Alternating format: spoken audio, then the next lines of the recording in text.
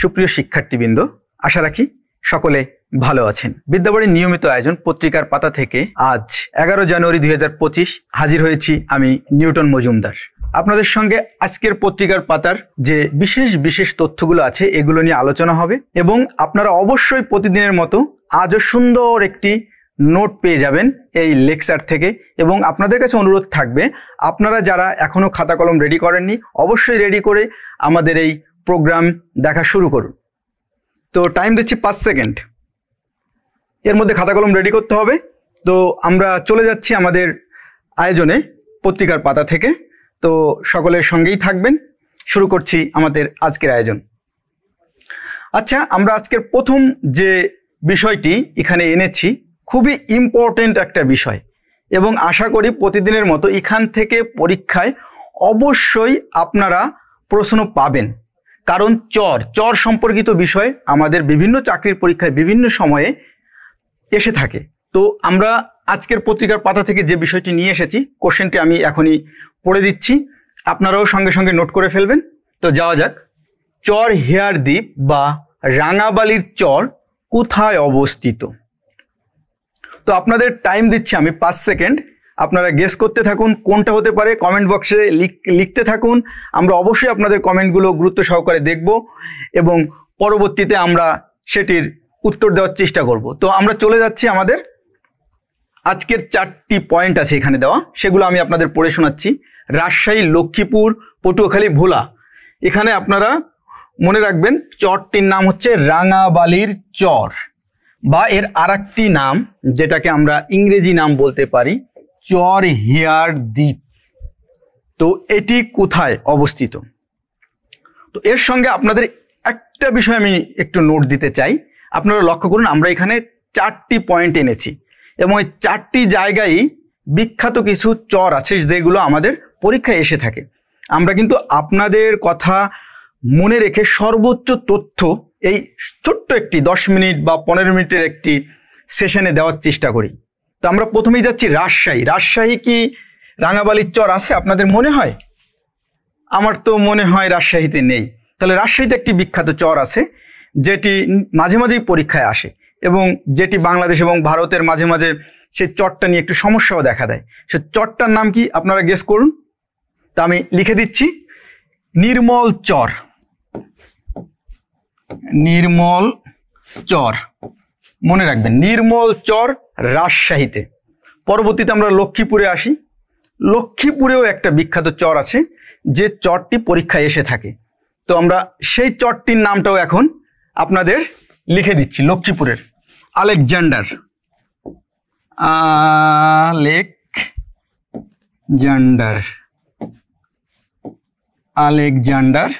চর। Alexander চর লক্ষ্মীপুর, মনে রাখতে হবে এটি লক্ষ্মীপুর, এটি হচ্ছে রাজশাহী। অবশ্যই এটি নোট করে রাখতে হবে। পরবর্তীতে আমরা চলে যাচ্ছি, পরবর্তী হচ্ছে পটুয়াখালী। হ্যাঁ, আমাদের এই প্রশ্নটির আনসার হচ্ছে, মনে রাখতে হবে আমাদের এই প্রশ্নটির আনসার হচ্ছে পটুয়াখালী। পটুয়াখালীতে অবস্থিত চর হেয়ার বা রাঙাবালির চরটি। এবং পরবর্তীতে আমাদের একটি ইম্পর্টেন্ট ডিস্ট্রিক্টের নাম আছে ভোলা। ভোলায় কিন্তু অনেকগুলো চর রয়েছে যেগুলো আমাদের জন্য খুবই গুরুত্বপূর্ণ। ভোলা, এটি আমাদের মনে রাখতে হবে। যেমন তার মধ্যে একটি আছে চর নিউটন, আমার নামে নামটি চর নিউটন। তারপর আছে বিখ্যাত একটি চলচ্চিত্র হয়েছিল যে চরে, মনপুরা।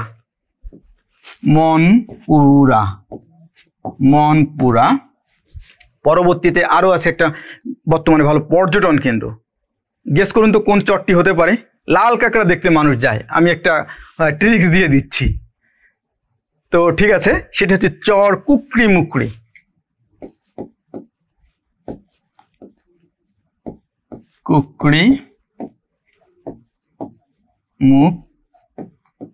চর কুকড়িমুকড়ি, এটাও ভোলাতে অবস্থিত। এর সঙ্গে আর একটু তথ্য দিয়ে রাখতে চাচ্ছি, একটা বিখ্যাত পর্যটন কেন্দ্র আছে নিঝুম দ্বীপ।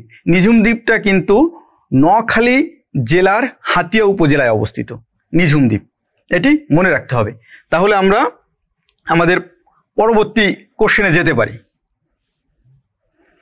পরবর্তী কোশ্চেনটা হচ্ছে, দেশের প্রথম মিয়াওয়াকি ফরেস্ট তৈরি করা হয়েছে কোথায়? আচ্ছা, আপনাদের 5 সেকেন্ড সময়। একটি কিন্তু নতুন বাংলাদেশের প্রথম মিয়াওয়াকি ফরেস্ট, এটি কোথায় তৈরি করা হয়েছে? এর আগে আমরা জানি বাংলাদেশের সাফারি পার্ক আছে, ইকো পার্ক আছে। হ্যাঁ, তো এই যে ফরেস্টটা, এটা কোথায় তৈরি করা হয়েছে? আপনারা গেস করতে থাকুন, তাহলে আমরা চলে যাচ্ছি আমাদের আনসারে, যে আমাদের মিয়াওয়াকি ফরেস্টটা কোথায় তৈরি করা হয়েছে। তো আনসারটা হচ্ছে এই নতুন ফরেস্টটা তৈরি করা হয়েছে মিরসরাই, চট্টগ্রাম। মনে রাখতে হবে মিয়াওয়াকি ফরেস্ট।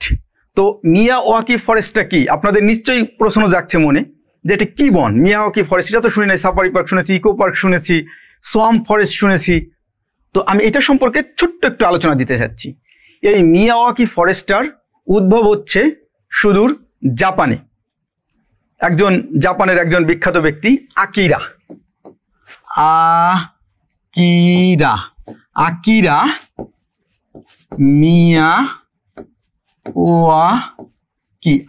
মিয়াওয়াকি। মনে রাখবেন, আকিরা মিয়াওয়াকি হচ্ছে এই মিয়াকি ফরেস্টের জনক। তিনি এই ফরেস্টটার উদ্ভাবন করেছেন জাপানের আকিরা মিয়াওয়াকি, আর তার নাম অনুসারে এটির নাম হয়েছে মিয়াওয়াকি ফরেস্ট। তো এই মিয়াওয়াকি ফরেস্টটা কি? মিয়াওয়াকি ফরেস্ট আমি ছোট্ট একটু আলোচনা করে দিচ্ছি।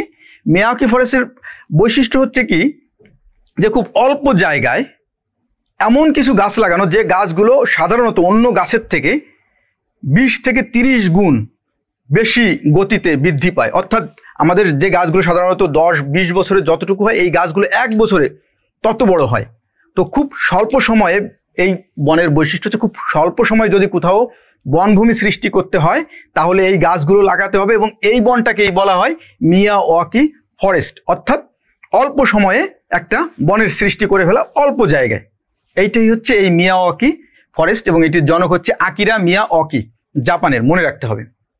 তো পরবর্তীতে আমরা এখানে আরো কিছু তথ্য, আপনাদের জন্য গুরুত্বপূর্ণ তথ্য আমরা দিয়েছি। তো লক্ষ্য করুন, এখানে হচ্ছে চকরিয়া কক্সবাজার, এটাও বিখ্যাত, কারণ চকরিয়া কক্সবাজার হচ্ছে বাংলাদেশের প্রথম safari park, ডুলা Hazra safari park, যেটা এটি 2001 সালে হয়। সাফারি পার্ক প্রথম সাফারি পার্ক, এটা হচ্ছে প্রথম সাফারি পার্ক। মনে রাখতে হবে, প্রথম সাফারি পার্ক হচ্ছে চকরিয়া কক্সবাজার। প্রথম লিখে দিই, প্রথম safari park Chakaria Cox's Bazar safari park. পরবর্তীতে যাওয়া যাক। পরবর্তীতে আছে সীতাকুণ্ডু, চট্টগ্রাম। অবশ্যই কিন্তু আপনাদের নোট করে রাখতে হবে। আমি যে কথাগুলো বলছি, আশা করি আজকের ক্লাস শেষে সুন্দর একটা নোটস তৈরি হয়ে যাবে, এবং খুব ঠান্ডা মাথায় যদি আপনি এতটুকু সময় দেন, আশা করি আপনার চাকরির প্রিপারেশনের জন্য সাধারণ জ্ঞানের সাম্প্রতিক বিষয়টা আর পড়া লাগবে না। আপনি নিজে ভিডিওটা দেখুন এবং অন্যকে উদ্বুদ্ধ করুন, আপনার বন্ধু বান্ধব শুভাকাঙ্ক্ষী যারা আছে তাদেরকেও। তো আমরা এখন চলে যাই সীতাকুণ্ডু, চট্টগ্রাম। হ্যাঁ, সীতাকুণ্ডু চট্টগ্রাম একটা বিশেষ পর্যটন কেন্দ্র এবং সনাতন ধর্মাবলম্বীদের একটা তীর্থস্থান। পাশাপাশি বাংলাদেশের প্রথম যে ইকো পার্ক, প্রথম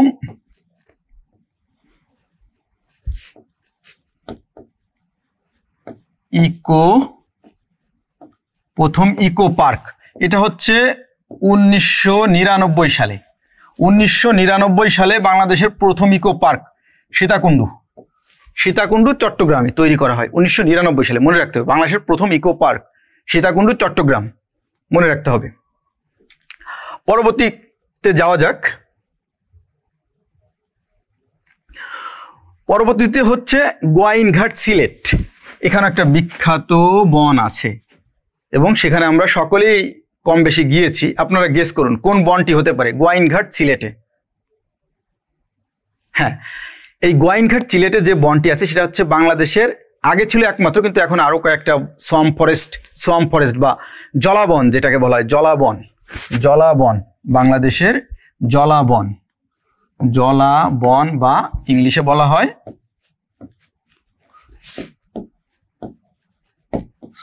সোয়াম্প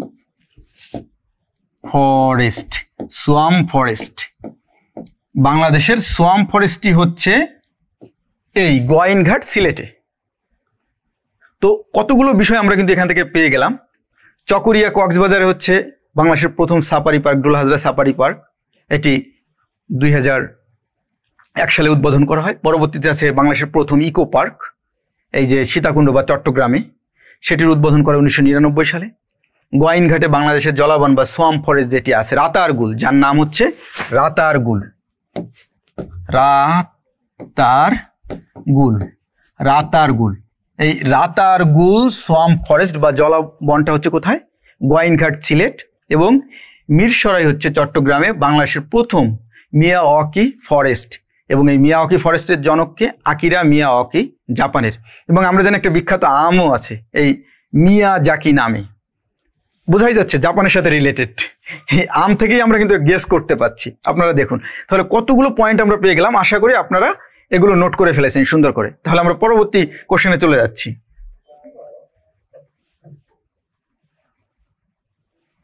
হ্যাঁ, খুব ইম্পর্টেন্ট একটা বিষয় এবং খুব আলোচিত একটা বিষয়, যার নাম হচ্ছে গ্রিনল্যান্ড।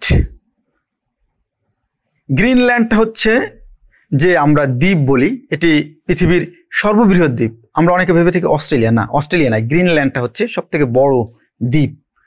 এটি একটা স্বায়ত্তশাসিত অঞ্চল। এটি একটি স্বায়ত্তশাসিত অঞ্চল এবং এটি কোন দেশের মালিকানায় আছে আপনাদের বলতে হবে। সময় 2 সেকেন্ড, গেস করতে থাকুন। তো 2 সেকেন্ড শেষ, আমি চলে যাচ্ছি। হ্যাঁ, যে দেশটি সাম্প্রতিক এই গ্রিনল্যান্ডের মালিকানা দাবি করেছে, এবং এই গ্রিনল্যান্ডের একটু কথা আমাকে এখানে বলতে হবে। আমি যদি ইতিহাসটা না বলি তাহলে আপনাদের ভালো মনে থাকবে না। তো এই জন্য আমি গ্রিনল্যান্ড সম্পর্কে একটু ইতিহাস আলোচনা করব, যেটা আপনাদের মনে রাখার জন্য সুবিধা হবে। এর জন্য আমি একটু সময় চেয়ে নিচ্ছি, আপনাদের মূল্যবান সময়। তো গ্রিনল্যান্ডটা হচ্ছে কি, এটি উত্তরটা বলে দিচ্ছি, ডেনমার্কের অধীনে একটি দেশ। এই দেশটি হচ্ছে ভৌগোলিকভাবে এবং যে খনিজ সম্পদ আছে এই দেশের, এটি খুবই মূল্যবান। যার জন্য আমরা তো জানি আমেরিকা কোথায় যায়, যেখানে খনিজ সম্পদ আছে সেখানেই চায় আমেরিকা যে একটা ঘাঁটি বানাইতে, বা সেই জায়গাটাই সে তার মতো করে চায়। তো এই গ্রিনল্যান্ডের প্রচুর খনিজ সম্পদ থাকার কারণেই এবং ভৌগোলিকভাবে গুরুত্বপূর্ণ হওয়ার কারণেই আমেরিকার এই যে নবনির্বাচিত প্রেসিডেন্ট, আমেরিকার 47তম নবনির্বাচিত প্রেসিডেন্ট কে? গেস করুন তো। 20 তারিখে শপথ, 20 জানুয়ারি। হ্যাঁ, ডোনাল্ড ট্রাম্প, মনে রাখতে হবে, ডোনাল্ড ট্রাম্প। হ্যাঁ, ডোনাল্ড ট্রাম্প আমেরিকার 47তম প্রেসিডেন্ট। তিনি দাবি করেছেন গ্রিনল্যান্ডটা তাদের। তো আরেকটা বিষয় তিনি দাবি করেছেন যেটি গুরুত্বপূর্ণ সাম্প্রতিক, তিনি বলেছেন পানামা খালটাও তার অধীনে নিয়ে আসবেন। এই পানামা খালটি একটা সময় হ্যাঁ আমেরিকা নিয়ন্ত্রণ করত, কিন্তু আমেরিকার আর একটা জিনিস মনে রাখতে হবে, 39তম প্রেসিডেন্ট, তিনি সাম্প্রতিক মারা গিয়েছেন। কে বলুন তো? আমরা হয়তো ভুলে গিয়েছি। হ্যাঁ, ভুলে যাওয়া যাবে না। আমেরিকার 39তম প্রেসিডেন্ট, তিনি একজন বিখ্যাত ব্যক্তি, জিমি কার্টার।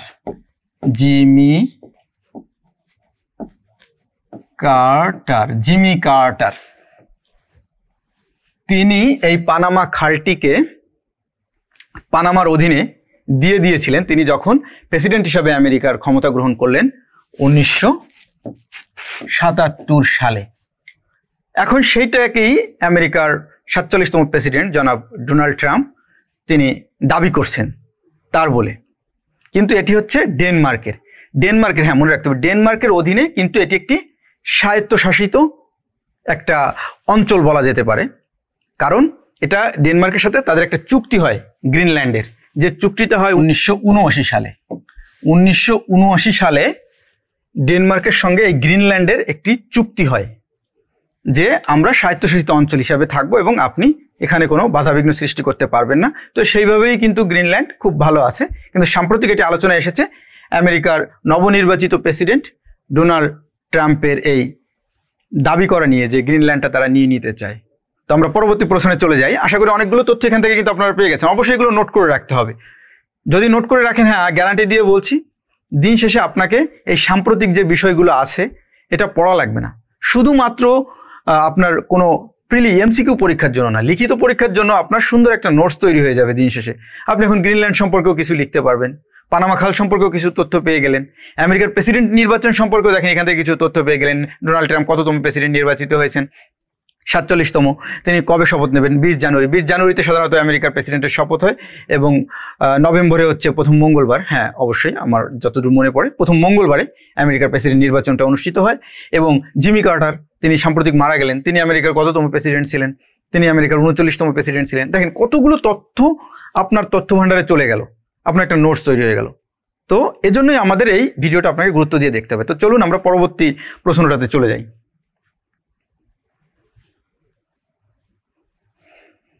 বর্তমানে এটিও বেশ আলোচিত একটি বিষয়, কারণ আমরা বর্তমানে দেখতে পাই ঋণ খেলাপির কথা শুনি। তো বর্তমানে দেশে ব্যাংক বহির্ভূত আর্থিক প্রতিষ্ঠান কতটি? তো আপনারা গেস করতে থাকুন, সময় 2 সেকেন্ড। কতটি হতে পারে? হ্যাঁ, তো ঠিক আছে, ব্যাংক বহির্ভূত আর্থিক প্রতিষ্ঠান বর্তমানে দেশে কতটি? আমি উত্তরটি বলে দিচ্ছি, 35টি। মনে রাখতে হবে, বর্তমানে ব্যাংক বহির্ভূত আর্থিক প্রতিষ্ঠান হচ্ছে দেশে 35টি। এর মধ্যে 12টি, এই যে আমরা যে 12টি নিয়েছি, কেন নিলাম? ব্যাংক বহির্ভূত প্রতিষ্ঠান এই 12টি আছে হচ্ছে আপনার বিদেশি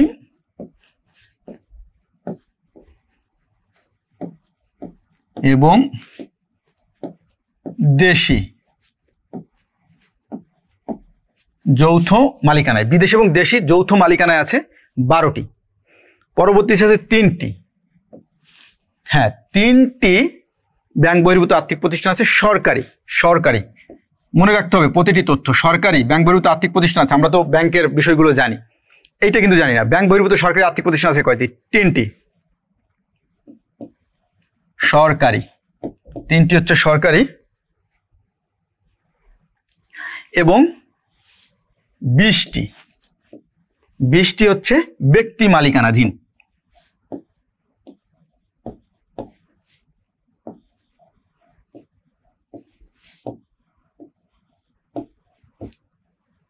ব্যক্তি মালিকানা হচ্ছে 20টি, মনে রাখতে হবে।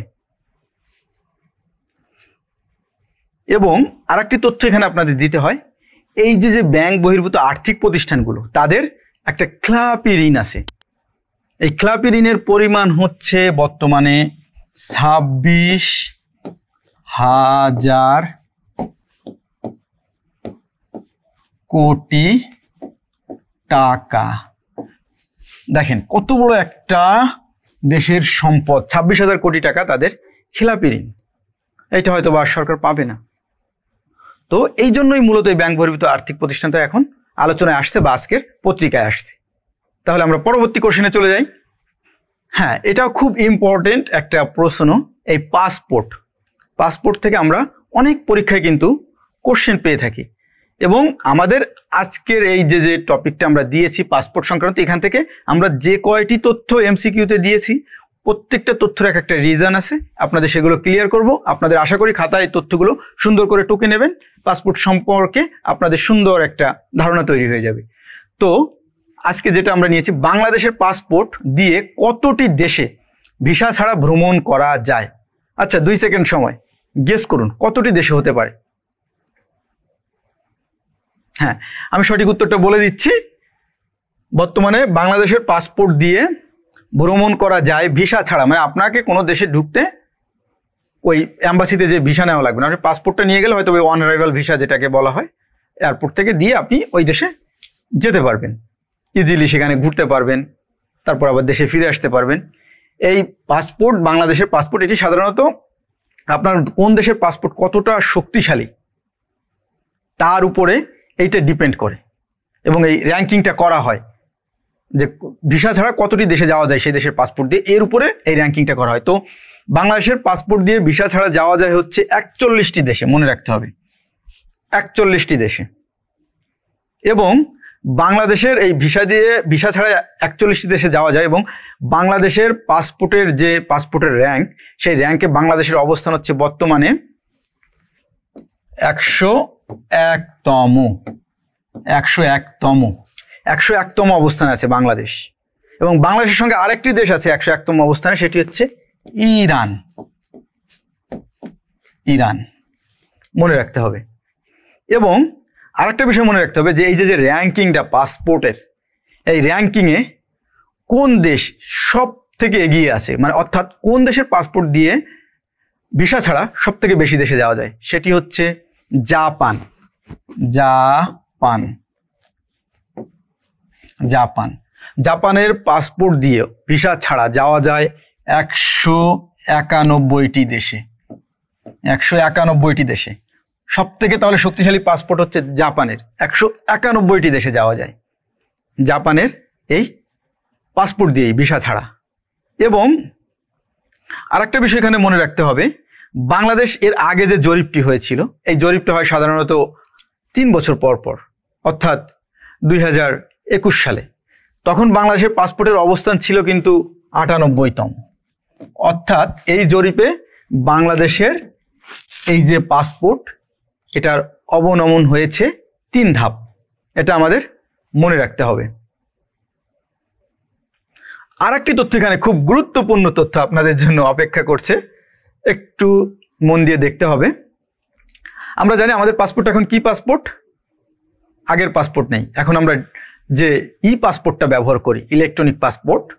তো আমাদের এই ইলেকট্রনিক পাসপোর্ট চালু করায় বাংলাদেশ কততম দেশ হিসাবে বিশ্বে ইলেকট্রনিক পাসপোর্ট বা ই পাসপোর্ট চালু করে, সেটি হচ্ছে এটি 119তম। 119তম দেশ হিসাবে বাংলাদেশ ই পাসপোর্ট চালু করে, মনে রাখতে হবে, ই পাসপোর্ট চালু করে 119তম দেশ হিসাবে। এবং আরেকটা বিষয় হচ্ছে দক্ষিণ এশিয়ায় বাংলাদেশ কিন্তু প্রথম দেশ যারা ই পাসপোর্ট চালু করে। তো আমাদের আজকের পত্রিকার পাতা থেকে গুরুত্বপূর্ণ তথ্যগুলো আপনাদের সুন্দর করে আমরা প্রোভাইড করার চেষ্টা করেছি টিম বিদ্যাবাড়ি, আমাদের শ্রদ্ধেয় MI প্রধান মুকুল স্যারের সার্বিক দিক নির্দেশনায়। আমাদের ক্লাসটি যদি আপনাদের ভালো লেগে থাকে অবশ্যই আমাদের সঙ্গেই থাকবেন, বিদ্যাবাড়িকে উৎসাহিত করবেন, অনুপ্রাণিত করবেন। আর এটি আমাদের যে উৎসাহ অনুপ্রেরণা, সেটি আপনি কমেন্টসে আমাদের সম্পর্কে বলতে পারেন। পাশাপাশি যেটি আপনি করতে পারেন, আমাদের ওয়েবসাইটটা ভিজিট করতে পারেন, আমাদের ফেসবুক পেজ, সেখানে আপনি লাইক দিয়ে রাখতে পারেন, সেখানে আমরা একটা আপডেট দেওয়ার চেষ্টা করি প্রতিদিন। এবং আমাদের এইরকম নিয়মিত সুন্দর ভিডিও পেতে এবং আলোচনা জানতে আমাদের ইউটিউব চ্যানেলটি আপনি সাবস্ক্রাইব করে রাখতে পারেন। এবং আপনার যে শুভাকাঙ্ক্ষী বা প্রিয়জন আছে, বন্ধু বান্ধব, তাদেরকেও আমাদের এই প্ল্যাটফর্মে নিয়ে আসতে পারেন। তো সকলকে ধন্যবাদ, আবার আগামী দিন নতুন একটা পর্বে দেখা হবে। সকলে ভালো থাকবেন, সুস্থ থাকবেন, আপনাদের পড়াশোনা অনেক দূর এগিয়ে যাক, সেই কামনায় আজকের মতো বিদায় নিচ্ছি আমি নিউটন মজুমদার। ধন্যবাদ সকলকে।